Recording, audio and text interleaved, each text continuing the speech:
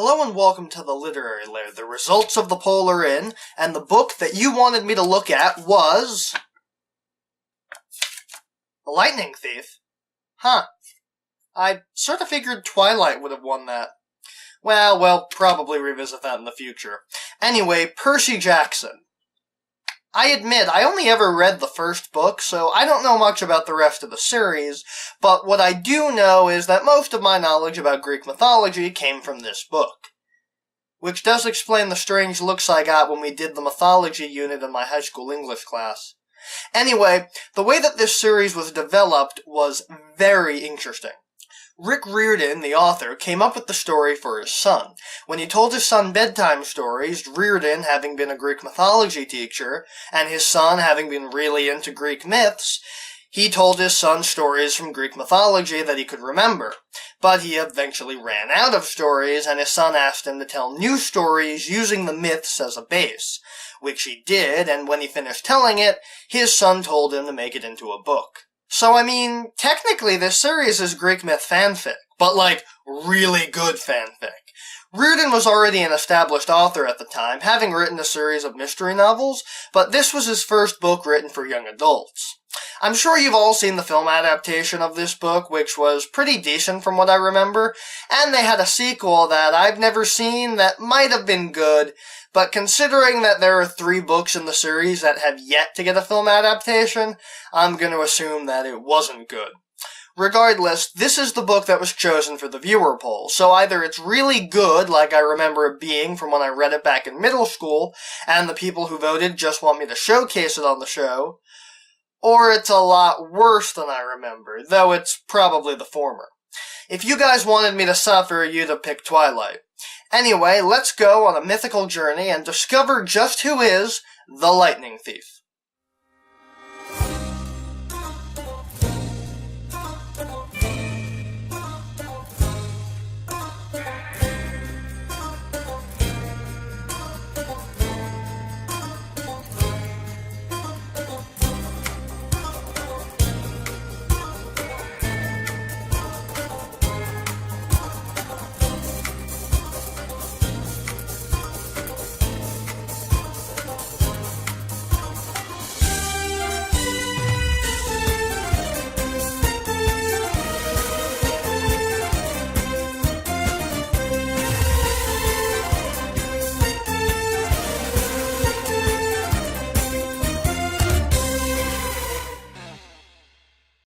There are 2 covers, but I always like to go with the one from the edition that I initially read, so we're looking at the original cover. It's actually really good. While the later covers look like paintings and are really cool, the original is bare, except for a crack in the cover created by the exploding TARDIS that shows the Gorgon, Minotaur, and Cerberus, 3 of the mythological adversaries that Percy and his friends face in the book. It's just really striking, and it works for what it is. It doesn't give away too much, and if you like Greek mythology, this one is going to entice you to pick it up. The newer covers are more standardized and look great, but there's something to be said for simplicity. Plus, I love the original title design. It's very comic book, and I like the little logo for the series with the words circling the trident.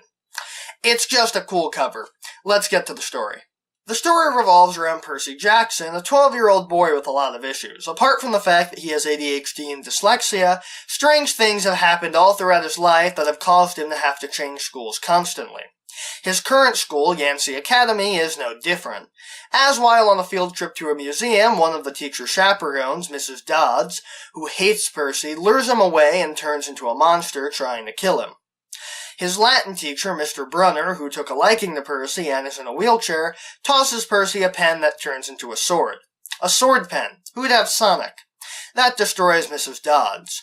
When he returns to his classmates, however, not only does Mr. Brunner deny that he gave him a sword pen, but no one, including Percy's best friend Grover, seem to remember Mrs. Dodds. It's as if she never existed. There is no Mrs. Dodds. Incidentally, there is no Miss Zarbs. There is no 19th story. Sorry. Though Grover seems uneasy, as if he knows something that he can't tell Percy about. Percy also overhears Grover and Mr. Brunner talking about how they're worried about Percy. Percy's grades start to slip because of the fact that he apparently hallucinated an entire teacher, and is fixated on that, along with his previously stated issues, so this semester at Yancey Academy will be his last. On the way home, Grover tags along, and they see 3 old women knitting, and one of the women cuts a piece of yarn, which we later find out are the Fates, and they cut someone's lifespan. The question is whose?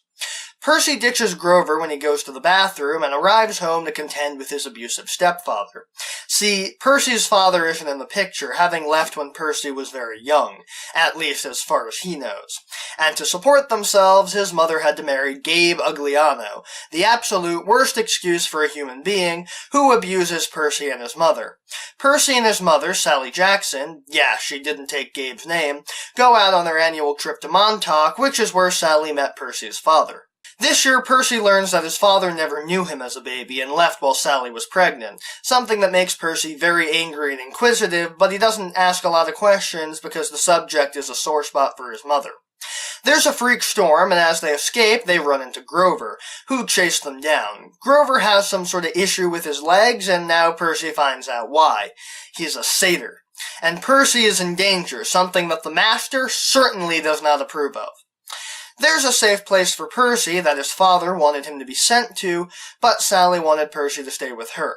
They start driving toward the safe place, and the car is thrown off the road by a Minotaur.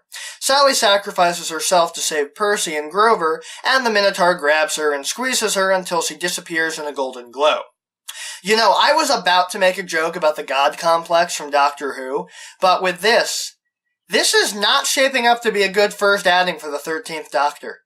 Percy, in his anger, slays the Minotaur and then rushes away with Grover to the place his mother told him about, Camp Half-Blood, where he collapses of exhaustion. 2 days later, he awakens, having been nursed back to health by one of the counselors at the camp, Annabeth Chase. He meets with Grover, the camp director, Mr. D, and Mr. Brunner, who reveals that he's not actually a Latin teacher. He's actually a centaur and went to Yancey to watch over Percy, which is why he took such an interest in Percy's studies. Mr. Brunner, or Chiron, which is his true name, reveals to Percy that everything he learned about Greek mythology was true. The gods are real and they live in America. Which is weird because you'd think they'd be in Greece, but Chiron tells him that the gods follow Western civilization wherever the belief is the strongest, having lived in France, England, and are permanently settled in America. Which makes sense that Zeus would decide that, since an American was very nice to his daughter back in World War I. And Mr. D is proof of that, because he's a camp director, but not by choice. He pissed off Zeus, and this is his punishment. Mr. D is actually Dionysus. And the Camp Half-Blood, is a training ground and safe haven for demigods, the children of gods. Annabeth is the daughter of Athena. During a game of Capture the Flag, where Percy is injured, Annabeth notices that when he falls into a lake, his wounds begin to heal, and a green trident appears over his head. He's been claimed, and Percy is revealed to be the son of Poseidon. Which, when you think about it, explains why Poseidon didn't stick around to see his son's birth. Sally and Poseidon met on a beach, which is where the Sand Guardian lives, and Poseidon was tired of quivering before him. This isn't a good development, though, as Chiron, Mr. D, and Annabeth note. See, Zeus, Hades, and Poseidon made an oath to never have any more children after World War II. But, in an inverse of what usually happens in Greek mythology, Poseidon is the one who couldn't keep it in his pants. Well, Zeus couldn't either, but Hades took care of that. And Zeus is pissed. Not only did his brother betray their agreement, but Percy is a smoking gun. Zeus's master bolt, his greatest weapon, was stolen, and Zeus suspected Poseidon. Only thing is that a god can't enter another god's domain without permission, so Poseidon would have needed a human to do it, and the entrance to Mount Olympus is in the Empire State Building, and Percy lives in New York, so he is the likely suspect. He didn't do it because no New Yorker actually goes to tourist spots, but Zeus isn't an easy man to reason with. Percy wants to clear his name and meets with the Oracle, who tells him that he has to travel across the land, searching far and wide, and teach Pokemon to understand the power that's inside. I mean, he has to go west and face the god who has turned, and find what was stolen and return it. But along the way he'll be betrayed by one of his friends and fail to save what matters most in the end. He understands the first two, but doesn't know and is afraid to find out the meaning of the last two. And so Percy, Grover, and Annabeth have to go out on a quest to find Zeus's Master Bolt, only having 10 days before the summer solstice, or all hell will break loose in Olympus. Before they leave, Percy is gifted the sword pen named Riptide from Chiron and a pair of flying sneakers from Luke, the son of Hermes. They set out on foot because if Percy entered Zeus's domain, aka the sky, he'd be struck down instantly, and they crusade across America. And this is where the meat of the book is actually really cool because it takes mythological concepts and applies them to areas of the United States where Greek and Roman mythology never touch on because the United States didn't exist in ancient times. They fight the Furies on a bus, including Mrs. Dodds, since monsters can never be truly destroyed, only temporarily abated, decapitate Medusa at a roadside garden gnome stand, and fight Echidna and her chimera at the Gateway Arch. Percy discovers his demigod powers allow him to breathe underwater, and so becomes the first person ever to defeat the Water Temple in the first go. In Mississippi, they meet Ares, who turns out to be a cool guy, telling them that Sally isn't dead and is instead being held hostage by Hades. In Vegas, they're trapped in the Lotus Hotel, which is basically the Hotel California. You can check out anytime you want, but you can never leave. And you'll never realize how long you were there. They find kids from the 70s there. They finally arrive in Hades, which is in LA, because of course it is, and confront Hades, who tells them that he isn't the culprit, because his Helm of Darkness was also taken, and Hades locates the Master Bolt in Percy's backpack. But the only person with any motive and all that who has access to it was Ares. Using 3 magic pearls, Percy and company flee the underworld, but are forced to leave Sally behind because they only have 3 pearls, fulfilling that last part of the prophecy. They fight Ares, and Percy stabs him in the foot before Ares nearly kills Percy, but is stopped by a dark aura who tells him not to, instead opting to flee, giving Percy the Helm of Darkness, which Percy returns to Hades. Percy returns the bolt to Zeus, gets to talk with his father, and they discuss the fact that Kronos was behind the bolt and Helm's theft, but Poseidon tells Percy not to worry. He also tells Percy that Sally has been returned. Hades, like a Lannister, always repays his debts. Of course, she's back with Gabe, so jury's out on whether Tartarus was a worse fate. He also leaves Percy a little gift that, if he chooses to use it, can help his mother out. He might not be able to say it, being an ageless god, but he's proud of his son. Percy heads home, finding out that Gabe had been telling lies about him and accused Percy of killing Sally. He also sees Gabe raise his hand when his mother attempts to defend Percy, realizing that Gabe had at some point hit his mother. He wants to use the sword pen, but it doesn't work on humans, and Gabe is, unfortunately, a human. But there's still bad news for Gabe. That gift that dear old dad left Percy was Medusa's head. Good for one petrification. But Percy decides against it, leaving the gift at home while he returns to Camp Half-Blood as a hero, spending the summer there as Grover goes off on his own satyr quest. He even finds out that Gabe mysteriously went missing, and his mother happened to sell a really awesome statue that allowed her to finally work for herself and not Gabe. And that last bit of the prophecy about the betrayal comes true. Luke turns out to be the bad apple, working for Kronos and attempts to kill Percy, though Percy survives the attack.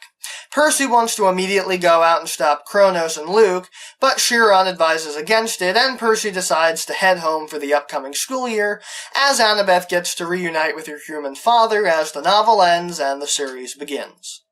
All the characters are brilliant. Percy is written very realistically as a 12-year-old, and while some people might be rubbed the wrong way, though I've never seen this criticism lobbed at the book, you never know, about Percy's ADHD and dyslexia being explained as being a symptom of being a demigod, basically the ADHD is his spider sense and the dyslexia being his brain, having been hardwired to read Greek, I actually think it's inspired. And while I don't have either of those, it must be pretty great for a child, especially Reardon's own son, the one who we wrote the book for, who has both ADHD and dyslexia, to see that the people like him in the book are demigods. Grover is awesome. I mean, seriously, between the 3 satyrs in pop culture, we've got Mr. Tumnus, Torgo, and Grover is the clear best satyr. He had a bad hand dealt to him with how he kept failing, but he was so dedicated to helping Percy, whatever it took. A good satyr and a good friend, especially since by Percy's own admission, and by seeing how the novel went for Percy, he doesn't have many friends. Annabeth, I've seen people talk about this online, and kudos to Reardon for not writing Annabeth objectified, which makes sense because Percy's 12. He wouldn't really have that vocabulary, but not every writer seems to understand that. And Annabeth is really awesome. Her deal with how she's been at Camp Half-Blood since she was a kid because she was dangerous to her family is a nice mirror to Percy's, having spent his entire life with his mother because she didn't want to send him away, no matter how shitty Gabe was. And the fact that she got to try spending time at home with her father at the end was a really good culmination of that arc. Plus, that whole thing where Hades killed Zeus's post-World War II kid, she died protecting two demigods, Annabeth and Luke, and while one of them probably should have perished, it's a touching backstory for her and shows why she's so drawn to Percy. She can now do the same thing for Percy that Zeus's daughter did for her. And she defeats the Cerberus by playing fetch with it. That's just plain badass. Reardon is also really good at making Gabe so utterly despicable that you don't even feel bad for him when he's turned to stone by Sally. I mean, I guess it was wrong, but he was a piece of human garbage, so at least now he's contributing to society. Speaking of garbage, you don't even expect Luke to be the bad guy, though I really should have, because his last name is Castellan, which, as we all know, is a traitorous name worthy only for the Mind Probe. What? No, not the Mind Probe. Man, this book is rife with material for Doctor Who jokes. The betrayal element was great, and it leaves you thinking for a long time who it would be. Grover, Annabeth, Chiron? I never thought it would be Luke. And as for the gods, they are horrible. Even Poseidon, who we're supposed to like because he's Percy's dad, he barely even has one conversation with his son after his son saved Olympus. Apart from Ares and Hades, Zeus and Poseidon are a little samey. And I know you're sick of the Doctor Who jokes, but the gods remind me a lot of the Time Lords, all aloof and high and mighty. I really hope that one of the later books has Percy deliver them a Trial of a Time Lord style "The Reason You Suck" speech. And Zeus and Poseidon are definitely aloof. Ares is obviously a jerk, because he was in on Kronos' plan, and Hades was just caught in the middle. I mean, he did go after Percy unjustly, but he kept it to himself and didn't just announce it to the rest of the gods, despite the fact that Poseidon betrayed the promise. And he used the Minotaur to take Sally, but he didn't kill her, and when everything was said and done, he honorably gave back what was taken. The minor characters, that is, the ones that we don't follow for the entire time, like Chiron and Sally, are extremely well written. Chiron, despite the fact that in the movie he was played by Pierce Brosnan, I always got a John Hurt vibe. I mean, he did keep a lot of stuff secret from Percy, but that was only for the sake of protecting him and allowing him to have his normal life for as long as possible. I mean, if it wasn't for him going to the school, Percy probably would have been killed by Mrs. Dodds. And Sally is a straight badass. Not only did she sacrifice herself for Percy and Grover, but she endured years of abuse from Gabe just to ensure Percy's normal life. She is the very definition of a proper mother. The book is written beautifully and the pacing is great. It's a little top-heavy in that there are spurts of activity, like the entire beginning feels like a lot happens, but it's only in a few days, and the fact that the book only takes place over the course of about 2 weeks means that a lot of stuff happens really fast. Like, Percy doesn't even take the quest until almost about 40% through the book, and then Percy defeats Ares and returns the bolt at 88% of the way through, leaving 12% of the book for wrap-ups, which I think sort of take too long. I mean, it takes a really long time to deal with Gabe, let Luke betray him, have Percy decide his fate. It could have been done in a shorter amount of time. Like, I was almost hoping that Gabe's fate would have been the actual ending, like that's where it ends, because that's the most pressing minor matter that can be wrapped up abruptly like that. Despite all that, the book never feels like it drags along where you're begging for the story to finally end. The story develops at a good pace, and considering that all the exposition we need to get out of the way about the gods and mythology and stuff, it never feels like the book is just listing off names or explanations. Like a certain book that I think we'll be getting to when its film adaptation comes out. Rudin's writing style is very attuned to the way that this book works, so it's very clear and concise, while allowing for some flowery prose. It's a book that demands to be read in a few sittings, since it is pretty involved, but it's a book that you'll never want to put down. The book is great. Rudin has the winning combination, a great premise, awesome characters, and a style of writing very conducive to the heavy exposition he has to give. I am really happy that this won the poll. Not that I don't like Harry Potter, though I don't really like Harry Potter, and I don't think Twilight is quite as bad as the reputation it has, but I'm happy I can give a glowing review to an author that deserves it. I might actually seek out the other books in the series that I neglected to read when they came out. I highly recommend this book, especially if you like Greek mythology already. Going in with a healthy knowledge of the classics, even if your knowledge comes from Disney's Hercules or somewhere like that, it feels familiar while being an altogether new and unique story. It takes the classics and modernizes them in a way that feels right. If you don't like Greek and Roman mythology, I still suggest checking it out, because this might be the key to unlocking a liking for it, since this makes the myths a lot more accessible, not only because this is written in actual English and not translated from ancient Greek English, but because it puts the gods into a context that's easier to understand, especially for a kid. The Lightning Thief is a great start to what I hope is a consistently good series. I'll have to find out once I read the rest. With all the Doctor Who jokes I made this week, you'd think that next week's video is Doctor Who related. But you'll have to wait another month for that. In the meantime, don't forget to subscribe to the channel if you want to see more stuff. Check out some of my other videos. If you like my show's logos and want to wear them on your chest, you can do that now. And if you want to see videos a day early, you can support the channel on Patreon. And as for next week's video, all I'll say is this. Aliens. Not the James Cameron kind, though. See you next time.